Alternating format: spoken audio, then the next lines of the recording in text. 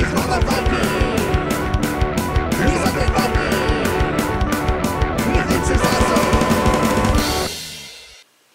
everybody, it's me, the Undead Viking, Lance Meister. I'm here to talk to you about a cool game today, but before I do, some of you might notice that I am not wearing my Minnesota Twins cap today. As I've said many things, I am not a prideful man, but I have a lot of forehead, and so to cut down on the camera glare, that's my story. I do wear a hat a lot, and I do like wearing a hat. I've always worn it backwards, but I've obviously, a lot of people have mentioned that I have the Minnesota Twins hat on all the time. But as my 6-year-old wiener dog loves to do, I came home late one evening after having a few surly IPAs, and I fell asleep on the couch, and my hat, as it's wont to do, fell off onto the floor. And whenever my wiener dog finds my hat, she tears it apart. And this is about the 7th hat I've lost to my wiener dog, and I love her so, but the hat merchant, my haberdashery merchant, loves her to death, because now I gotta go buy another Twins hat. But, oh well, whatever. That is how the ball bounces. So, the game I'm going to be telling you about today is the Lord of the Ice Garden. Now, this is a game that came out at Essen in 2014, and this is a game that was actually sent to me by the company back in 2014, and I will fully admit that it took me a long time to figure out the rules and to play this game. As far as I know, how the game was meant to be played, as far as the rules go, and as far as correctly, if you will. Sometimes when you have games that are this complex, there's a lot of things going on, and I'll show you how the game plays here in just a few moments, and you have a situation where maybe the translation to the rules isn't the best, it makes it difficult for me to do a really on-the-spot review, because of the fact that I don't think it's fair to judge a game until I truly know how to play, because then I can do a review that is going to be, might be negative about things that I just didn't understand it, mostly because of the fact that, just things get lost in the translation. Now, that is not a cut on Red Imp Games at all. They've gone all out, and they've made a beautiful looking game, and now that I finally learned how to play the game, I've played it several times now, and I've had a blast playing it. But so just take that into account, the fact that I've had this game for as long as I have, and I haven't had a video review of it yet. So here we go. I'm going to show you how to play Lord of the Ice Garden. And this has everything that I thought would. When they told me about the game, I was like, it's got Vikings, it's got lots of crazy creatures, it's area control, it's brutal, it's backstabbing, it's a one, and I knew I was going to like it. And I'm so thankful that I got a hold of a rule set that I was actually able to parse and actually able to understand, and now I've actually been able to enjoy. So let me show you how to play the game, and then we'll talk more about it when we come back. Alright? Awesome. Alright, this is Lord of the Ice Garden. This is one of those games that has a giant game board. Not like old school Railroad Tycoon giant, but still huge. Obviously, when looking at the map and the board in general, a lot of other games come to mind. Game of Thrones, obviously, the board game comes to mind. But this is an area control game, and it's a you can compare it to lots of different games, but when I played this with my gaming group, Chaos in the Old World came up a lot. But if you're a fan of that game, this has its own intricacies and differences and what have you, and so just bear with me, and I'm going to do a quick rules overview, if you will.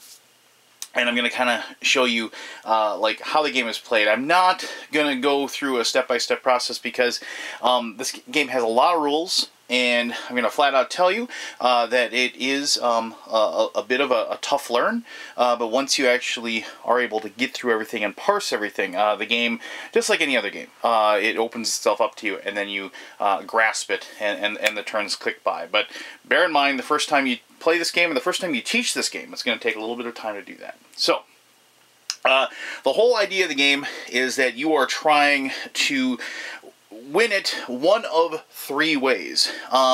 You can either have the most points, and then by actually going, here's the point track, and I can't show you the entire board because it's just so big, and I'm gonna actually have to move back and forth. I hate doing that, but whatever. You just have to bear with me. You can get to 50 points. It's a 1 through 50. If you're the first person to get to 50, you win the game in that case. The secondary way you can win is that over here, and I'm gonna have to focus down a little bit. There's this track of reputation.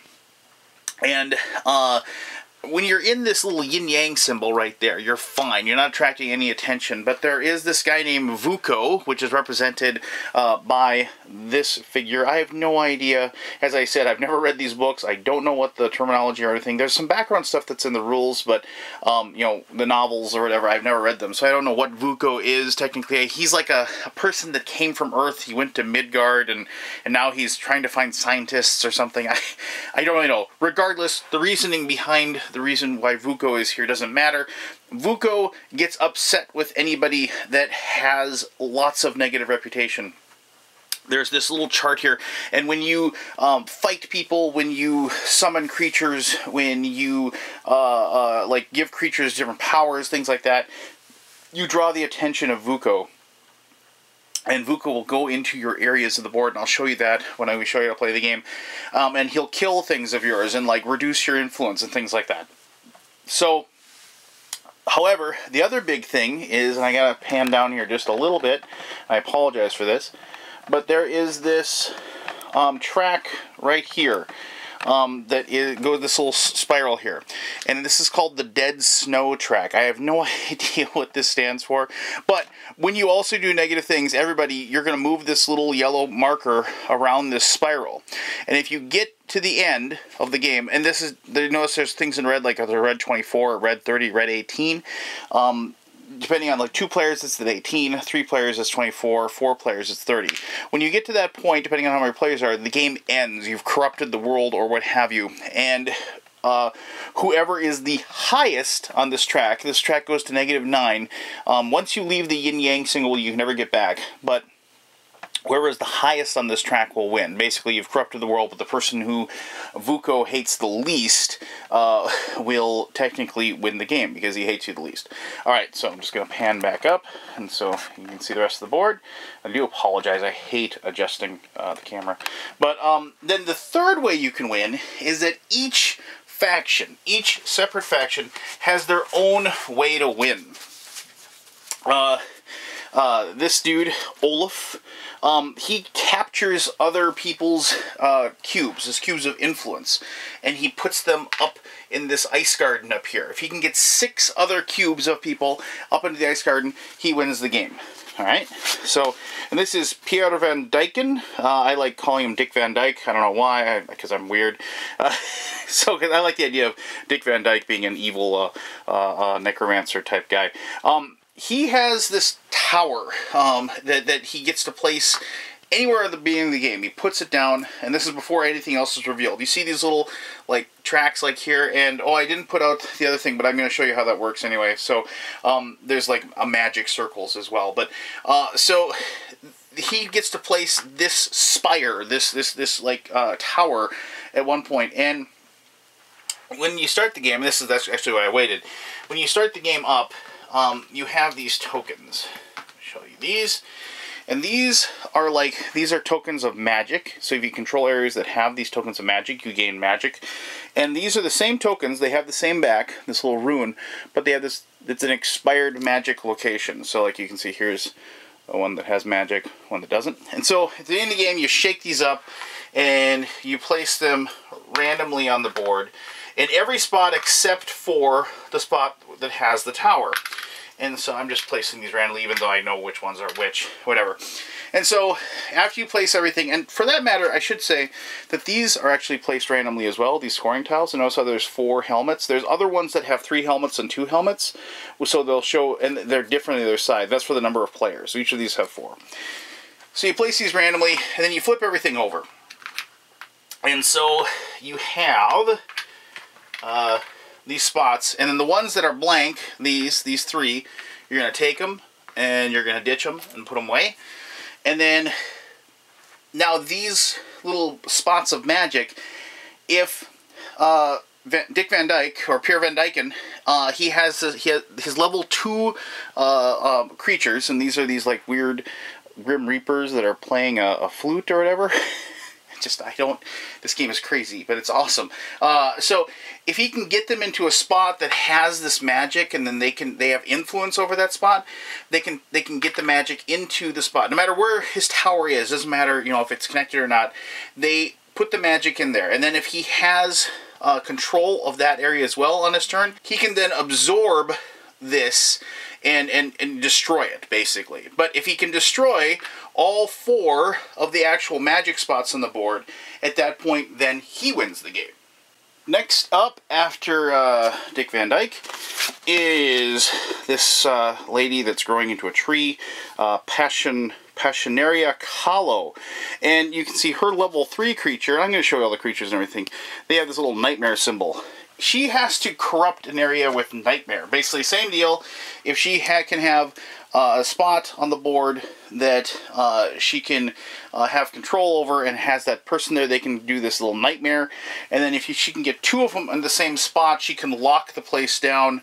And then you put this little X symbol on the location. And that means that she's done that. She's like corrupted or turned that area of the world into a nightmare. And then if she can do that in 2 locations, she wins the game.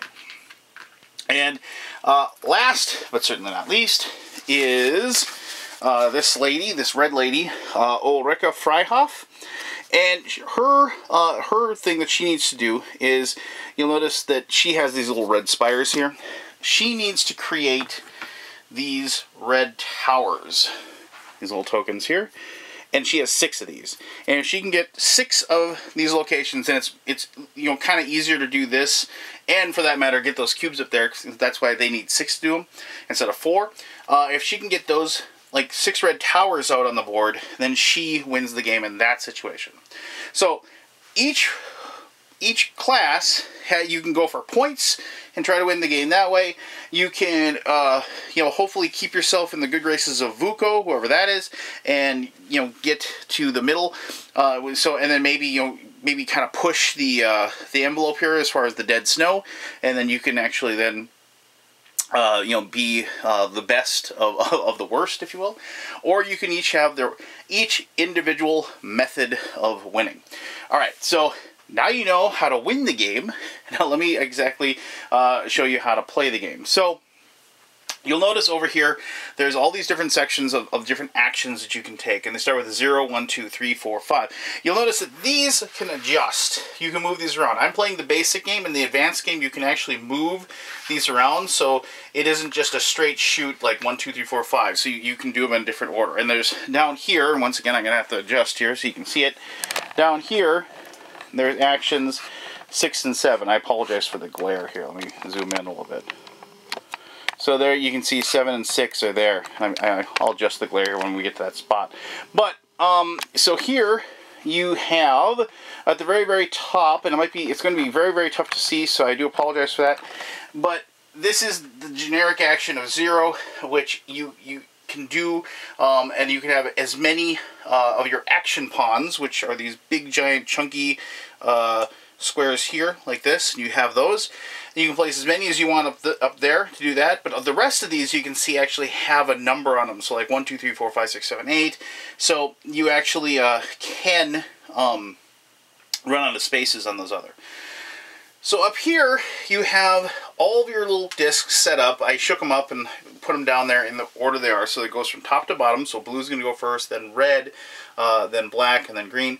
And then below this you can see there's these 3 cubes. That means you get 3 actions this turn. So you're going to take 3 of your big giant blocky cubes, and when it's your turn you're going to pick a spot to take an action. And you take 1 through 5. The 6 and 7 are just like something that happens along with the game, so they always happen every single turn. And so up here, like if you want to place your action, and each person places 1 action cube, and then the other person goes, and so on and so forth until all of you have used up all your action cubes. If you go up here, you get to place one here, but you also have to play one of your influence cubes, and you lose that forever. The one nice thing about that, even though you're losing influence, because you use influence on the board to determine who dominates that section, and then you can get points out of it, and then you can mine it for resources and things like that. You do, if you end up being the person that has the most of these cubes up in this location up here, you get a bonus of 5 victory points at the end of the game if somebody wins by going through this process on the victory point thing. The victory points won't matter, the other 2 possible ways of winning. So, but if you have a cube up here, and you can, like I said, you can have multiple ones, you can even use it twice yourself if you're like having to be the green player, or whatever, you know. If you use this thing, you get 1 free resource. And the resources are gold. Here, I'll show you all 3 of the different resources. Are quite simply gold, population, or this green thing, and it's called M factor. It's magic, I guess, but that's what it's referred to as an M factor token. And so you get to take one of those 3, and you start off with some as well at the beginning of the game. But then also, if you choose, you can take any 2 other tokens and convert them into something else. So like you could take 2 population and convert them into an M factor, or take 2 M factor, convert them into a gold, things like that. You can do both of those actions for each cube that you have up there. And that's, yeah, and you do that in order of the player turn order. So, you know, you can kind of, if you're going last, you can kind of figure out what somebody else might be doing, and then, you know, follow suit or what have you. So that is that one. Then the next one here is your ability to, like, put units on the board. It's put, and by units I mean these influence tokens. And at the beginning of the game, I should mention, at the beginning of the game, you do get to place one in one spot that you want to, and so and then like that. And so players can place 2 like influence. They can't place in the same one. So I'm just gonna randomly throw these down here, like so. And so you'll start off with some influence out on the board like that.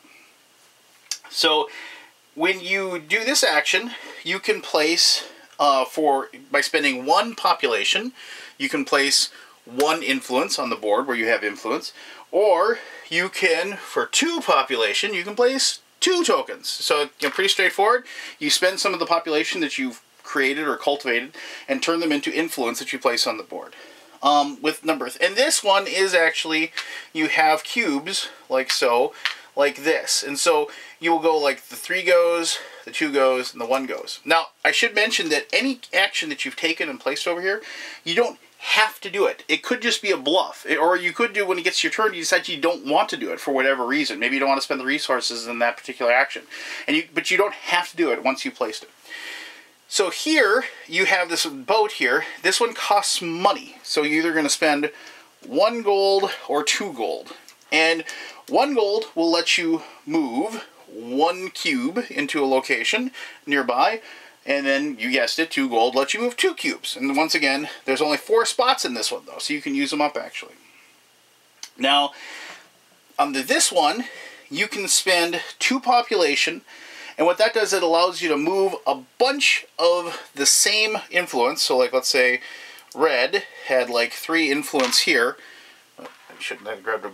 So, let's say they had 3 influence. They could spend 2 population, and they could just move all of their influence into another spot nearby. And they, you know, so it basically, instead of, but that you can't split up the movement. You know, this one you can't move as much, or I'm sorry, this one you can't move as much, but with this one you can move a bunch, but only 1 spot. Here you can actually split the movement up, and you can move 1 here, 1 there, that kind of thing. Pretty straightforward. Here, this is how you get Vuko not to hate you anymore, so to speak.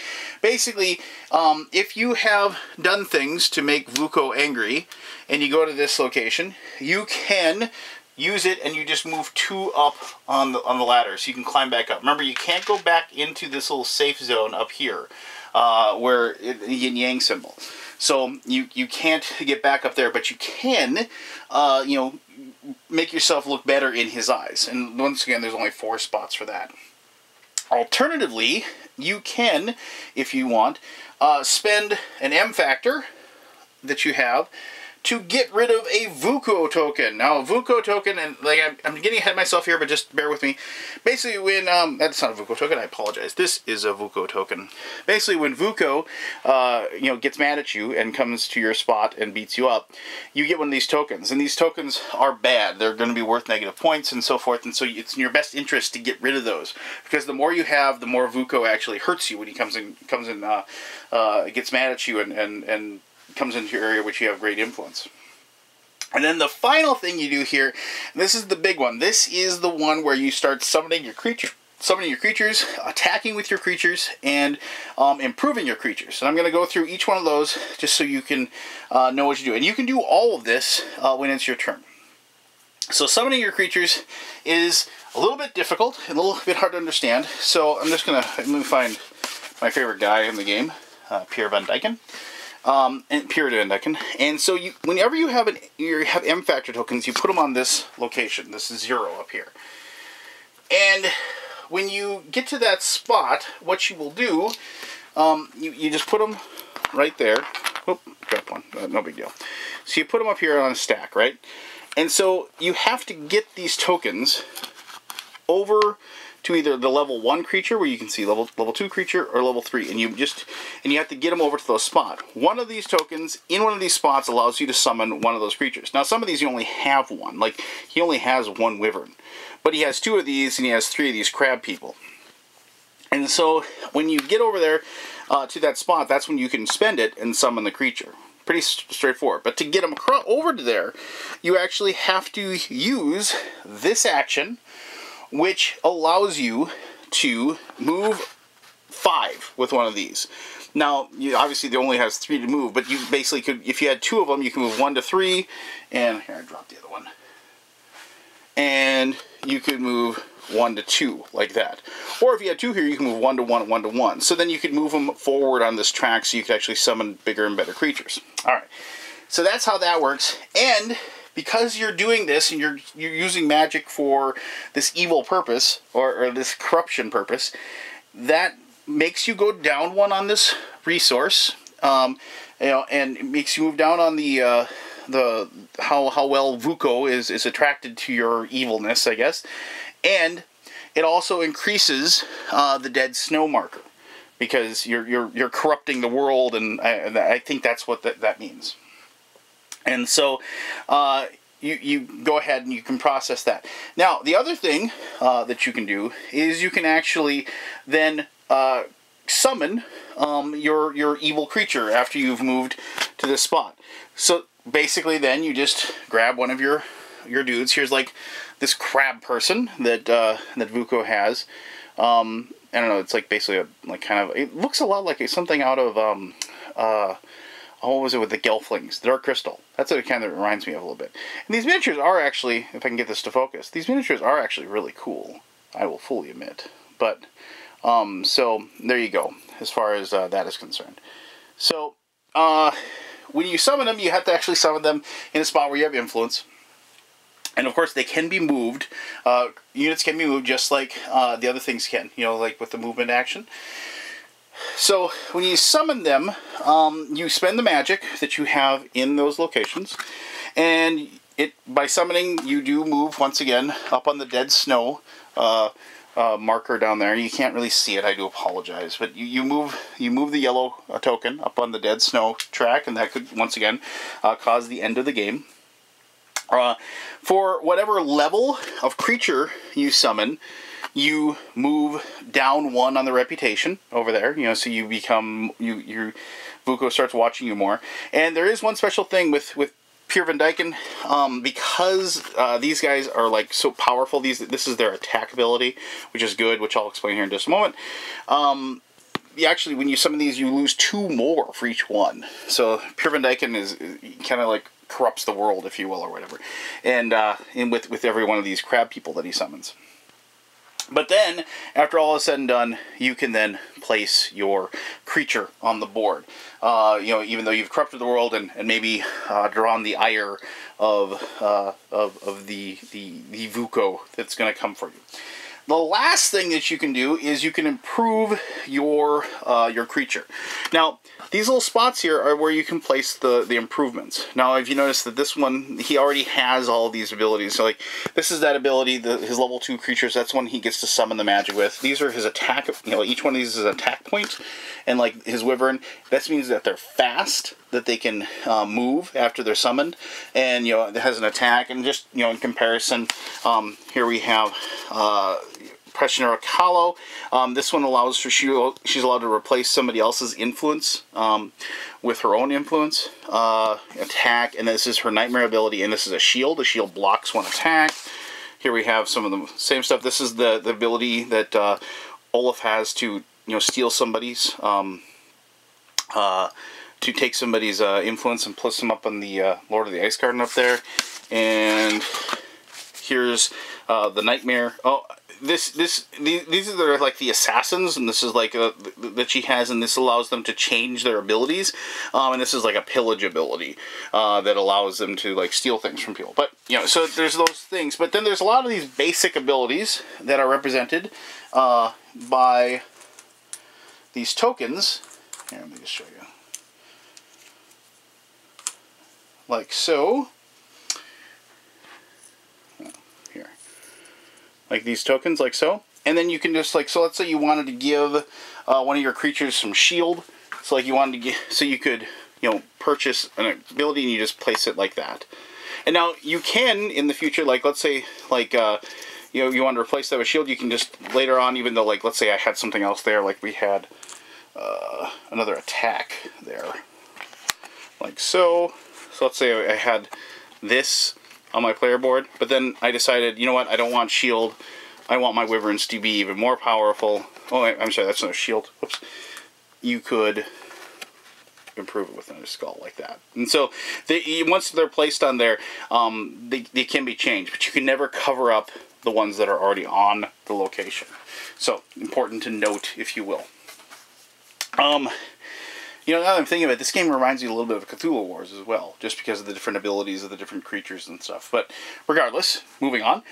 So you have, that, and when you improve the creature, each one of those improvements costs something. Like a skull or a shield will cost you an M factor and a gold to improve their power, their dominate or whatever.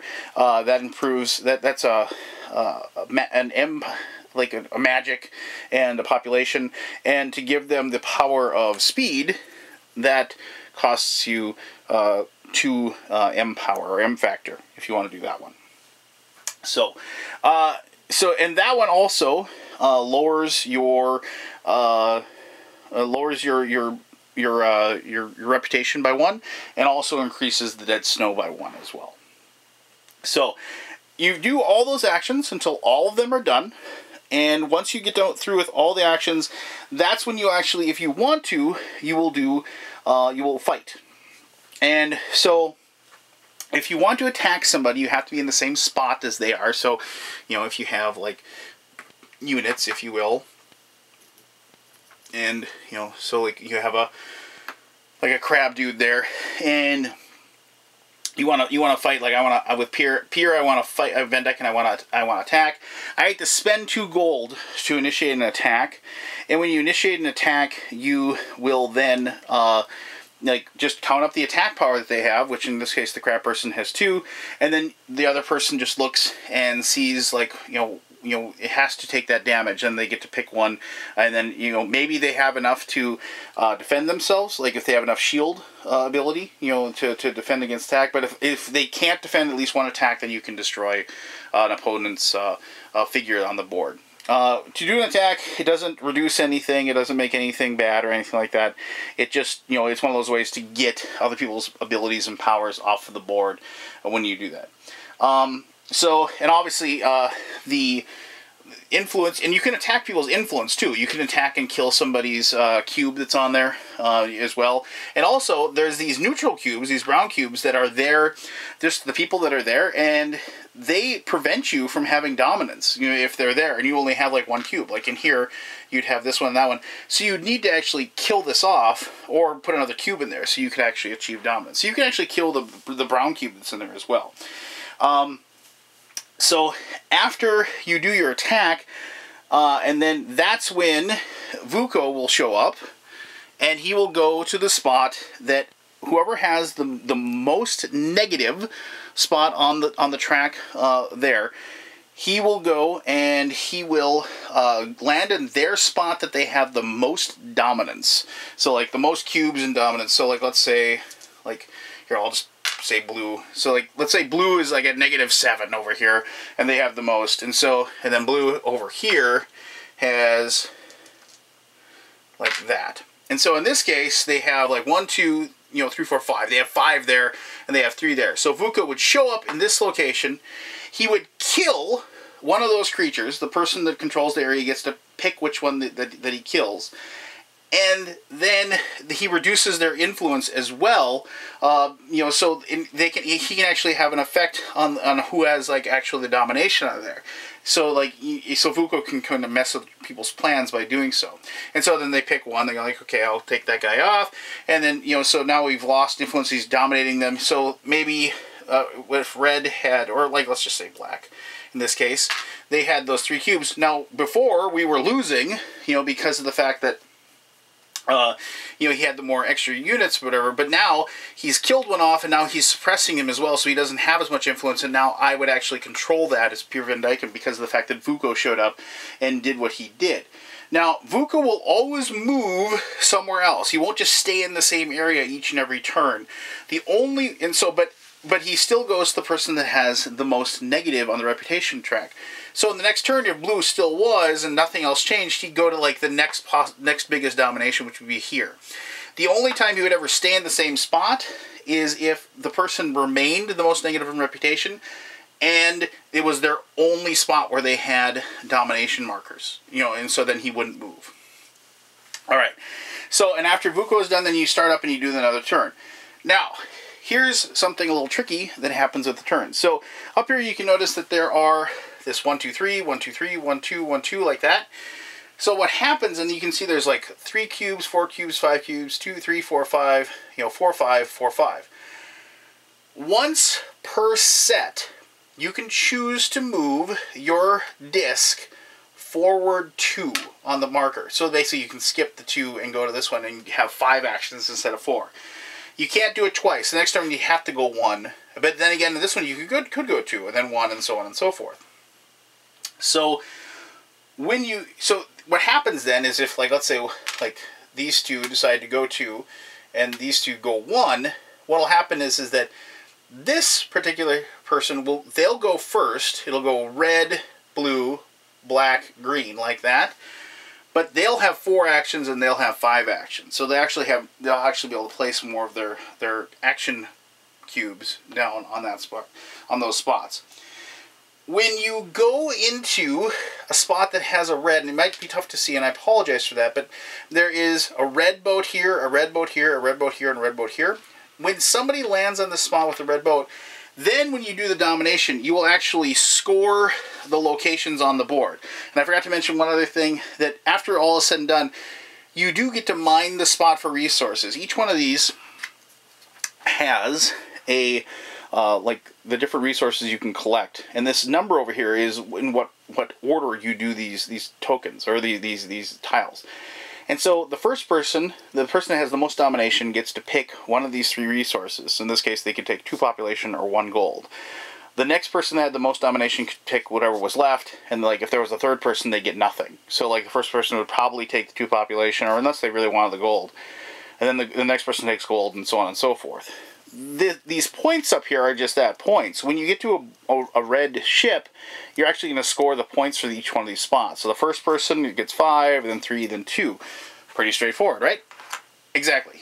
But it's those actions occur as soon as somebody reaches that. So let's say it was like this. And so after this turn, we're going to score that. We're going to do the scoring, even though everybody hasn't gotten to that spot yet. The neat thing here is that in this case here, red would go first because it's on the 2. But when we move over like this, these would go first because they're on a 1. Because the 1 takes precedence over the 3 that's over here. Now, I mean, so the turn order does get kind of funky and interesting as far as the choices that you make in those cases. So, yeah, like I said, this game has a lot going on, and I will fully admit that it took me a while to parse the rules and learn this game. They've done an amazing job of actually doing some good rules rewrites and made the game more accessible. But, you know, I have to admit, I wanted to show you some of these minis because the miniatures in this game are amazing. Here's the Viking ships. Obviously, I dig this guy. Here's the nightmare creature that Green has. This is the one that gets to place the here on this side, you know, normal, on that side, awful, you know.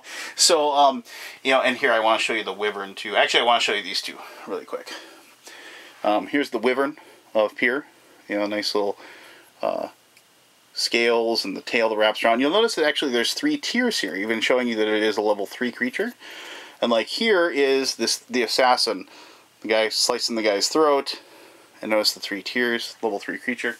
So, you know, the game has awesome looking figures. I mean, the artwork's amazing, and it's very evocative of, I'm assuming, the books. I've never read the books, as I've said, but once you get through the rules, it is a very, very, very good, very brutal area control game, and with some worker placement thrown in. And so I've really enjoyed my plays of this. So let me tell you more about Lord of the Ice Garden in my conclusion. All right, thank you very much for sitting through that long rules overview. I hope that once you get a copy of this yourself, that you'll be able to use that to kind of grasp the basics of the game. I'm betting I still have made some mistakes as far as the game goes, or I've maybe have some ambiguities in there, so I do apologize for that, but I feel like you should have a pretty good idea of how the game runs and how the game goes. Like I said, there is an advanced version of the game, so, you know, I did not show you that. I have played with the advanced version of the rules. You remember, you might have noticed that there are some blank spots above the different locations. Those are for like these special Vuko tiles that like actually can affect what happens each turn. I didn't want to like inundate you with a ton of different rules and objectives and what have you. I just wanted to give you the basic game experience of Lord of the Ice Garden. So I mentioned that I really like the game, and I do. I like the weird different creatures and the weird different powers they have. And I also, unlike, you know, a game that has that, like, you know, take for example Chaos in the Old or Cthulhu Wars, where you have these creatures that have these weird powers and abilities. This one you get to actually muck with them a little bit. You get to change them up. You get, you know, add different abilities and powers to them, and to make them kind of your own. Now, I mean, it isn't complete modular ability or altering of them, but you do get to, you know, do quite a bit, you know, as far as, you know, making, you know, certain, like, you can turn your little, like, the little minstrel guys, these guys that corrupt the power, you know, they don't have any attack or defense, you know, and so when you place them out there, they're easy to take out. But, you know, give them an attack, give them a shield, and all of a sudden now they're like a souped up unit. You can use those to different abilities. I like that aspect of it. I mean, I just knew I was going to like it once because of the theme. Obviously, you know, it has a Norwegian Viking theme to it, and which obviously appeals to me. And I dig area control games. I dig games where they have that weird hybrid of Euro sensibilities, if you will, with all the resource collection and taking those resources and turning them into other things and other abilities, but also has conflict and you know, has you know, the ability to, like I said, you know, go in and mess with people and take them out. And like when you can see you know, what their intention is. Like, if you can see somebody is getting away with, like, putting their red towers up or what have you, you know, you can focus on that. You can focus on taking out their creatures that are creating those towers. You can focus on that nightmare monster and make sure that they can't have that out there and go out and attack them. And so then people have to adjust what to do. And having the 3 different ways to actually win the game is actually helps out twofold. One, it keeps you on your toes, you know, as far as the multiple ways that you can win. And 2, you know, it makes the game not last forever, you know, if you will. You know, because of the multiple different ways that you can pull off a win, you know, every time you're going to be summoning creatures. Every time you do that, you start moving up on that dead snow track. You know, everything you do, you know, a lot of the things you do, the game starts giving you points. You know, when you move forward throughout the game, and so people are going to get, you know, ahead and get those points, or just inevitably get closer to completing their own special factions goals. And you have, and if one of them, those three things are taken away from you, like, you know, somebody's just hammering on your creatures, like hammering on that nightmare creature that you can't, they won't let you do it. Fine, go a different route. You know, concentrate on trying to, you know, boost the dead snow up as high as possible, but keep, you know, your own personal you know, like, you know, Vuko meter, if you will, you know, really high. You know, so like if you can force the end of the game that way, then you can remain, you know, the winner, you know, because of the fact that you are the most responsible of the evil factions that are corrupting this world. I can only assume they're evil. I haven't read the books, and it makes me interested to read this. This is a very crazy sci-fi / fantasy world that they created. There's a little bit of a beginning that's given in the rules, and you know, basically the idea is that like scientists went to Midgard to investigate the magic, the M factor that is there, and as they were there, then like the scientists either were killed off or they went missing, and then Vuko has come there looking for the unaccounted for scientists and trying to locate them, and now he's got this weird world that he's seeing and fighting in and what have you. And so I mean, I want to try to pick up some of these books. I'd love to read them. You know, but like I said, I know nothing about this world. I know nothing about the mythology of it or anything like that. But I still still really enjoying the game. So I guess that kind of speaks to it. I can only imagine that if you actually read the books and you love the books, that you probably love this game as much. I mean, I would love to know the backstory of all these crazy creatures that you can have, that all these weird different abilities, because I'd love to see what they actually, you know, like the writer's vision of them are. So anyway, so I think that if you like games like Chaos in the Old World or Cthulhu Wars, I think this is going to be a game you're going to want to put on your shelf. And if you like area control games, you know, things and conflict Euros, if you will, I think it's something you want to check out as well. So if you have any questions about the game, or you want to tell me about the rules that I screwed up, which I'm sure there are several, by all means, post away. I'll be happy to answer those to the best of my ability. Yeah, just thank you as always for sitting through one of my long rules overviews and my long reviews. I really do appreciate that. And until next time, I'm Undead Viking. This is my gaming dojo, and you have yourself one heck of an awesome day. All right, bye-bye.